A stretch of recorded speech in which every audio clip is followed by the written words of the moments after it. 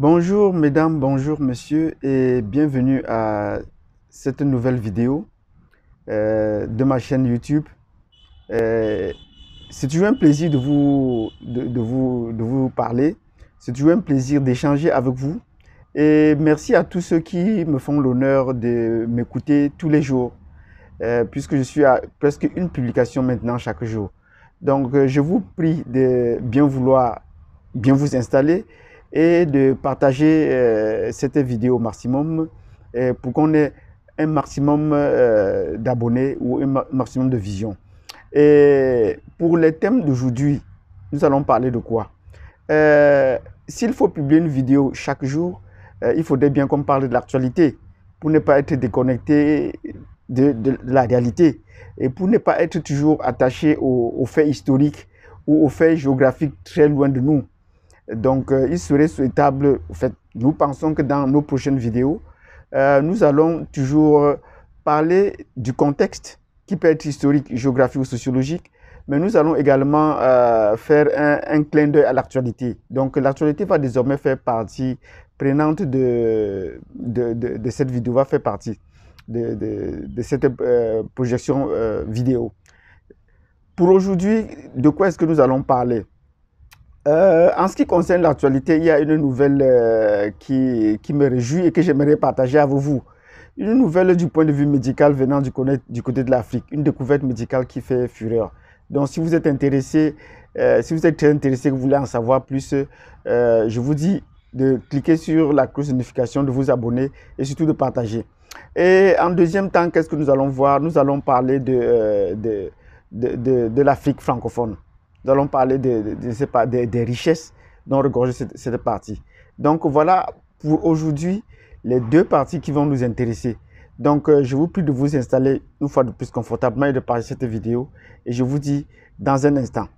Donc comme je vous le disais tantôt, nous avons deux faits. Et le premier fait aujourd'hui, c'est l'actualité. Quelle est l'actualité qui me réjouit le plus?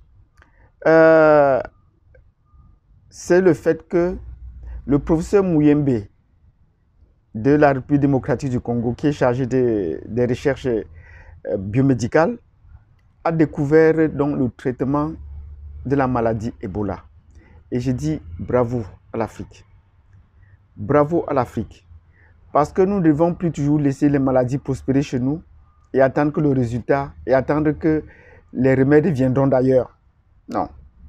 Même si les maladies viennent d'ailleurs, faisons un effort sur place de trouver les résultats, de trouver les remèdes et pourquoi pas de trouver les vaccins.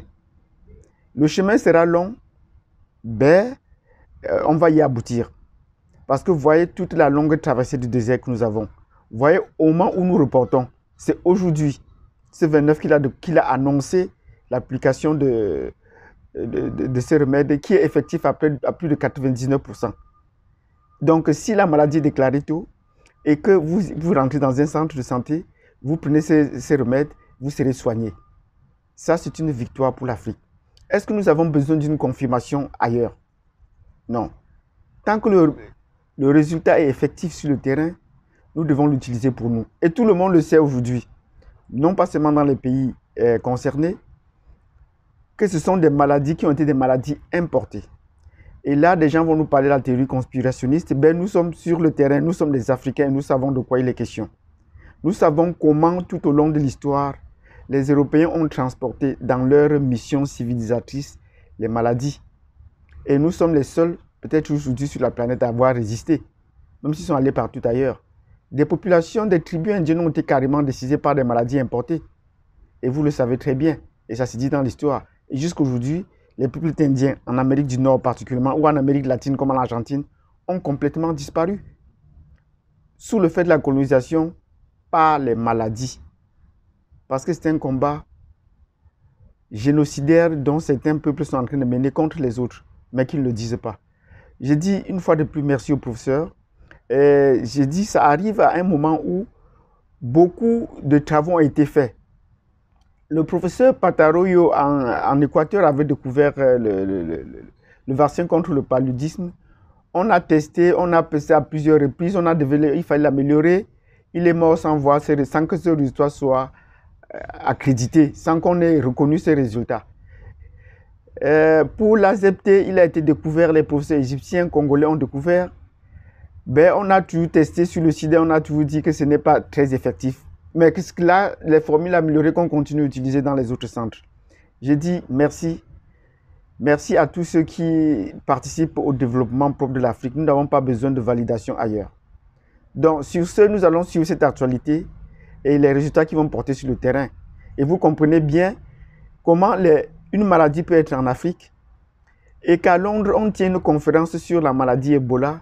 Aucun scientifique africain n'est convoqué à cette réunion-là. Vous comprenez donc que ce n'est plus seulement la maladie ou que ce n'est qu'une façade d'un combat que des gens sont en train de préparer ou de mener depuis sans informer les parties concernées. Donc, ouvrons les yeux et ne croyons plus toujours à ces théories dont on parle. Et ils disent bien les théories. Ce sont des théories, des choses qui sont avérées, donc ce sont des prédictions. Mais ce sont des théories essentiellement fausses.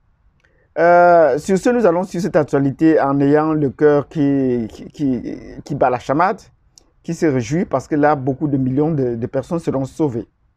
Parce que là, plus que l'Holocauste, en République démocratique du Congo, on estime qu'il y a déjà eu plus de millions de morts que l'Holocauste en a fait. Mais dont on ne parle pas toujours. On n'en diffuse pas toujours. Et quelle est pour cette raison?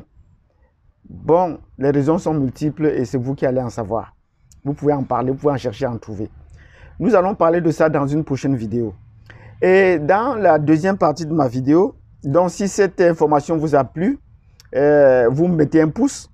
Et si vous avez des doutes par rapport à cela, vous mettez des moins et on va continuer à chercher. Sinon, faites des suggestions et nous allons apporter des informations dans les jours à venir. Donc, je vous prie de bien vouloir diffuser cette information. Elle est capitale et importante pour qu'on ne reste plus cloîtré.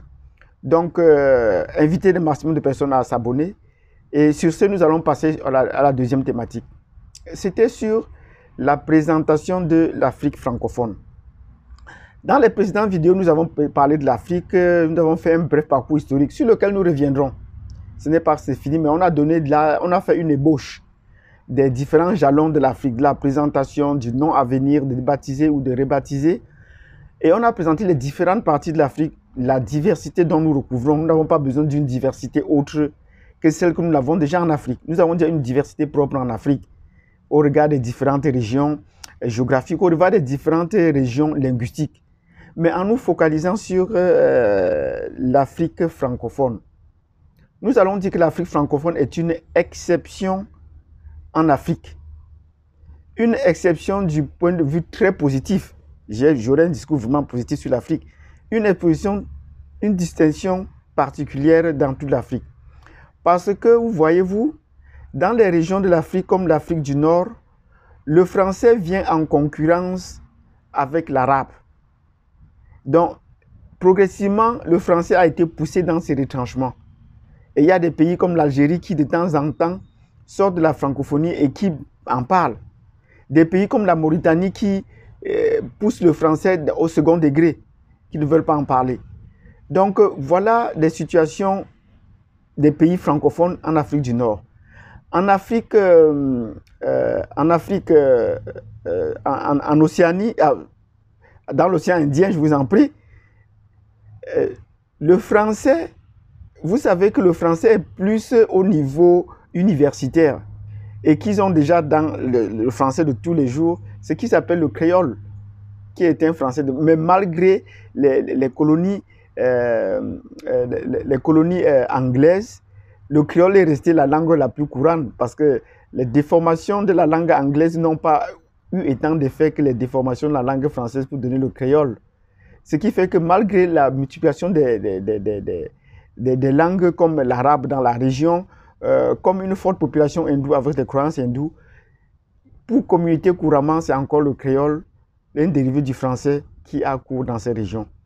Or, c'est en Afrique centrale et en Afrique de l'Ouest où le français, pour la plupart de ces pays, est devenu la langue de communication la plus courante. Et plus encore en Afrique centrale, au regard de la superficie qu'elle couvre, avec la République démocratique du Congo qui est le principal pays, mais également des principales villes qui ont une majorité de population, qui ont une majorité francophone. Donc, cette diversité, cette richesse de l'Afrique francophone est à exposer sur d'autres plans. Donc, en plus de ces vérités dont je vous partage, il y a que l'Afrique francophone est la partie de l'Afrique la plus riche. Et la partie de l'Afrique la plus riche, non seulement au niveau de l'Afrique, mais au niveau mondial. C'est l'Afrique francophone qui détient l'essentiel des ressources qu'on puisse avoir sur la planète et qu'on exploite le plus sur la planète de nos jours. Non seulement que les pays francophones, notamment de l'Afrique centrale, sont des grands producteurs pétroliers, mais sont tous des producteurs pétroliers, c'est ce qu'il faut marquer, mais c'est que les ressources les plus utilisées aujourd'hui sur la planète, ou les ressources stratégiques, viennent de l'Afrique centrale. La bombe qu'on a utilisée, que les Américains ont utilisée à Nagasaki et Hiroshima, l'extrait nucléaire venait, le minerai venait de l'Afrique, du Congo démocratique. Aujourd'hui, la France exploite à ciel ouvert des minerais nucléaires qui pouvaient être l'uranium qui pourrait être nuisible à la population du Niger. Donc vous vous rendez compte que nous avons assez de minerais pour nous rendre riches, en plus du pétrole, l'uranium. Et c'est en Afrique centrale que les Chinois aujourd'hui cherchent à acheter le plus grand nombre de terres. Et je vous dis, au Cameroun, les Chinois ont pu acheter plus de 115 000 hectares de terrain, 115 ou 125 000 hectares de terrain. Nulle part ailleurs en Afrique, les Chinois ont acquis une superficie aussi grande. C'est presque la taille d'un pays comme le Rwanda. Donc vous vous rendez compte, ce n'est pas seulement, c'est vrai qu'à première vue, ils vont vous dire que c'est pour exploiter, pour les terres agricoles, ce sont des terres agricoles, c'est vrai. Mais eux-mêmes, ils le savent, qu'ils sont détenteurs des terres rares, qu'ils exploitent leurs terres rares. Il pourrait y en avoir ailleurs. Ben, c'est la région de la Chine est le premier détenteur ou d'exploitation des terres rares, qui contrôle les terres rares. Or, la zone du monde où on estime qu'il y a encore une très grande quantité de terres rares, c'est en Afrique centrale. Or, si la République démocratique du Congo détient un très grand nombre de ressources, le deuxième pays qui vient après la République démocratique du Congo en termes de variété ou de diversité de ressources naturelles, c'est le Cameroun. Et s'ils acquièrent une grande superficie de terrain, une grande superficie d'espace dans cette région, ce n'est pas seulement pour exploiter à titre de terre agricole, c'est également pour exploiter les minéraux qui se trouvent au sous-sol. Ils vont exploiter bien sûr les surfaces du sous-sol, mais dans le sous-sol, ils savent ce qu'ils vont y retrouver. Et nous reviendrons dans une prochaine vidéo sur comment exploiter l'exploitation minière ou l'exploration minière, pas l'exploitation. L'exploration minière se fait en Afrique. Parce qu'il y a des vidéos qui circulent parlant sur l'exploitation, la recension des minéraux qu'on aurait publié depuis des années, surtout sur les chaînes françaises qu'on a publiées. Nous allons revenir là-dessus pour dire comment est-ce qu'on fait l'exploration des richesses minières aujourd'hui. Si vous avez apprécié ces réponses, si vous avez apprécié la question d'aujourd'hui, mettez-nous un pouce. Et si vous n'êtes pas d'accord et que vous avez des suggestions, vous nous mettez un autre pouce. Nous serons prêts à répondre et à mener des recherches davantage sur ces questions. Mais faites vos suggestions, partagez et nous vous retrouvons pour une prochaine vidéo demain. Sur ce, je vous remercie. Je vous souhaite de passer une excellente soirée ou une excellente journée. À plus tard.